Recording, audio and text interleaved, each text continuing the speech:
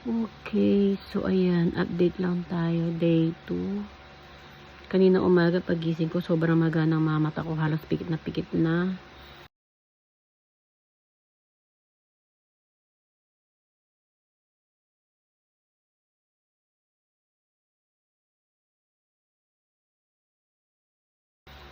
So, nilagyan ko naman siya ng yellow.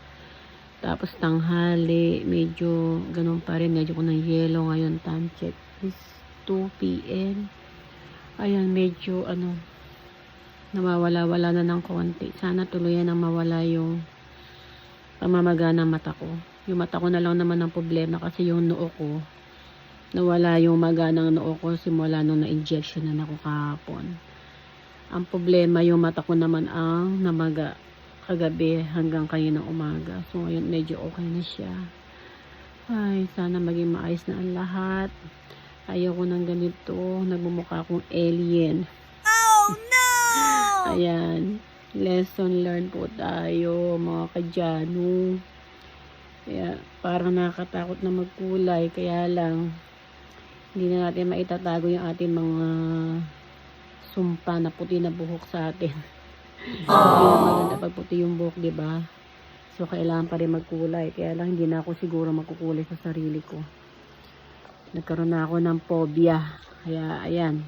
Ingat-ingat po tayong lahat sa pagkukulay ng buhok kasi marami na akong nakilala na nag-message sa akin dahil sa video na to na nagpatotoo sila na kung ano nangyari sa akin mas malala pa sa kanila.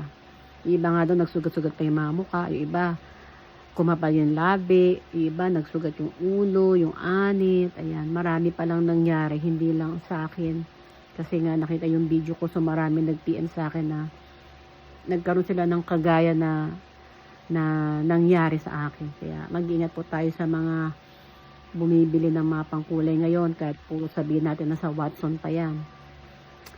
Wala talagang ligtas, kaya ingat-ingat na lang po. Yun lang po, salamat po sa mga patuloy na nagko-comment, na nagsasabi na na magpagaling ako. Salamat. Ang dami pala nagmamahal sa akin diyan. Thank you very much po. Tsaka yung mga nagpa-private message sa akin.